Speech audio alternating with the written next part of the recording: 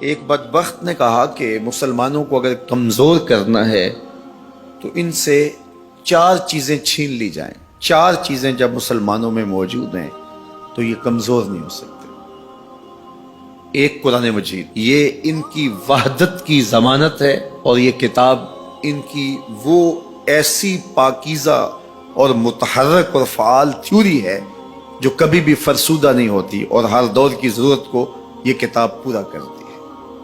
اور یہ اس غیر متبدل کتاب کے ذریعے سے گرے ہوئے بھی اٹھ پڑتے ہیں. تو اس کتاب کو اگر ختم کر دیا جائے تو یہ تسخیر کیے جا سکتے ہیں. دوسری بات، ان سے حج ختم کر دیا جائے.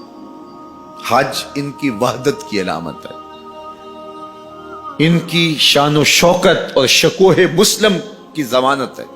لہذا حج ختم کر دیا جائے تو ان کو تسخیر کیا جا سکتا ہے. تیسری بات، ان سے جہاد کا خاتمہ کر دیا جائے. جہاد ختم ہو جائے گا تو یہ کمزور ہو جائیں گے. چوتھی چیز، ان کے سینے سے عشق رسول چھین لیا جائے.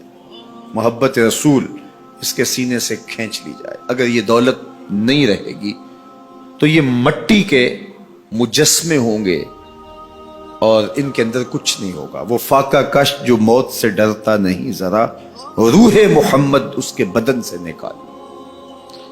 تو کہا یہ 4 چیزیں اگر ان سے چھین لی جائیں تو ان کو تسخیر کرنا آسان ہوگا. اب ان میں سے 2 چیزوں پر جب محنت کی گئی تو جہاد کے خاتمے کے لیے مسلمہ پنجاب مرزا قادیانی کو کھڑا کیا گیا، اور اس کا کام یہ تھا کہ مسلمانوں کی ذہن سازی کرے کہ جہاد ختم ہو گیا ہے. اور وہ خود لکھتا ہے کہ میں نے جہاد کی ممانعت پر اتنا کچھ لکھا ہے اور اطراف و اکناف میں بھیجا ہے، اگر وہ جمع کرنا ممکن ہو تو 300 الماریاں بھر جائیں. اتنا کچھ میں نے جہاد کی ممانعت میں لکھا ہے. تو وہ اس ایجنڈے پہ آیا تھا. نادیدہ ہاتھ اس کو لے کر کے آئے تھے، اور وہ ایک شخص نہیں تھا، 3 شخص تھے جن کا انٹرویو کیا گیا. سب سے مناسب یہ لگا تو اس کو انہوں نے جو ہے وہ اس کام کے لیے متعین کیا، اور جتنی بھی اس کو مالی ضروریات تھی اور حکومت کی سپورٹ تھی وہ میسر تھی. اسی طرح بہاءاللہ کو حج کے ختم کرنے کے لیے وہاں ایران میں کھڑا کیا، اور اس نے جگہ جگہ کعبۃ اللہ کے ماڈل بنائے اور کہا اتنی دور سفر کر کے جاتے ہو، یہیں گھوم لیا کرو، تمہارا ذوق پورا ہو جائے کرے گا. اب یہ 2 لوگوں کو نادیدہ ہاتھوں نے ان 2 چیزوں کو ختم کرنے کے لیے، جہاد اور حج کو ختم کرنے کے لیے تیار کیا تھا، اور ان کے اوپر اس زمانے کے اندر انہوں نے کروڑوں روپے لگائے تھے.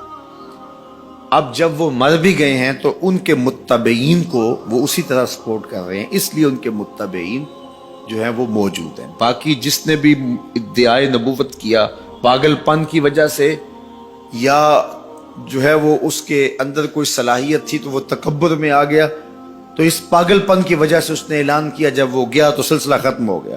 لیکن یہ جو 2 لوگ تھے ان کو باقاعدہ نادیدہ ہاتھوں نے کاشت کیا تھا اور پھر پانی دیا تھا، اور اب یہ کٹ گیا ہے تو نیچے سے ان کی پنیری کو وہ اب بھی جو ہے وہ پانی دے رہے ہیں اور گوڈی کر رہے ہیں، اور مسلمانوں کے اندر رخنہ اندازی کے لیے انہوں نے ہمیشہ ان کو فعال رکھا ہے اور ان کو ہمیشہ وسائل فراہم کر رہے ہیں. اس لیے امت کو ان سے محتاط رہنے کی بہت زیادہ ضرورت ہے، چونکہ یہ نادیدہ ہاتھوں کے مہرے ہیں جو مسلمانوں کو نقصان دینے کے لیے اور ان کے اندر سے ان جذبوں کو ختم کرنے کے لیے جو ہے وہ دن رات کوشاں ہیں، اور مغرب کی جاسوسی اسلامی ممالک سے کر کے جو ہے وہ ان کو فائدہ پہنچاتے ہیں. اور مسلمانوں کے لیے بالخصوص پاکستان کے لیے یہ مرزائی اس قدر خطرناک ہے کہ علامہ اقبال علیہ رحمہ نے اس زمانے میں کہا تھا، ابھی پاکستان بننے جا رہا تھا، آپ نے کہا تھا کہ مرزائی اسلام کے بھی غدار ہیں، پاکستان کے بھی غدار. اور پھر زمانے نے دیکھا، علامہ اقبال علیہ رحمہ تو 1938 میں انتقال کر گئے، لیکن 47 میں پاکستان بنا تو لوگوں نے دیکھا کہ ان لوگوں نے پاکستان کی مخالفت کی، اور جب پاکستان ٹوٹا، 2 ٹکڑوں میں تقسیم ہوا، تو اس وقت قادیاں میں چراغاں کیا گیا، انہوں نے خوشی کا اظہار کیا. پاکستان ایٹمی طاقت بنا تو وہاں سوگ منایا گیا، اور آج بھی یہ ربوے کے اندر دفن ہوتے ہیں تو امانتاً دفن ہوتے ہیں. ان کا یہ مکروہ عقیدہ ہے کہ پاکستان ٹوٹ جائے گا اور ہمیں یہاں سے اٹھا کر کے ہماری گندی لاشوں کو وہاں ربوے سے قادیان کے اندر شفٹ کیا جائے گا.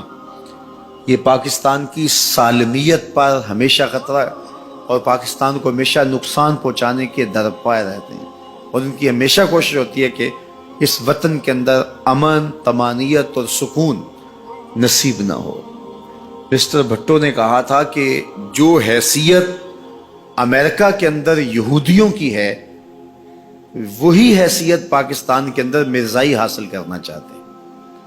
حکومت بھلے کس کی بھی ہو لیکن یہ پاکستان کے اہم مناصب پر فائز ہو کر کے جو ہے وہ پاکستان کو اپنے کنٹرول اور قابو میں لینا چاہتے ہیں. لیکن اللہ بھلا کرے ان لوگوں کا جنہوں نے دن رات کی کاوشوں سے، محنتوں سے آئین کے اندر ان کو غیر مسلم قرار دلوایا.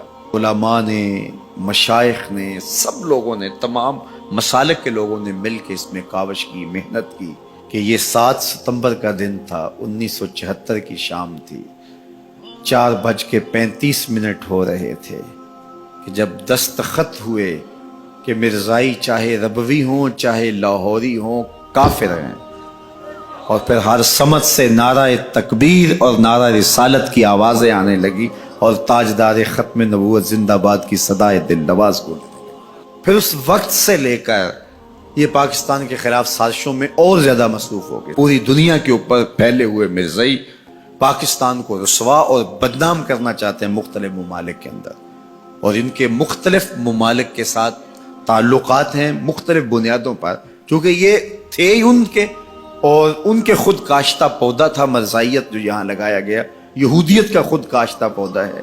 لیکن مرزائی یہ نہیں سمجھتے کہ پاکستان یوں ہی نہیں بنا، یہ کسی حادثے کا نتیجہ نہیں تھا، پاکستان محبوب کی نگاہوں کا نتیجہ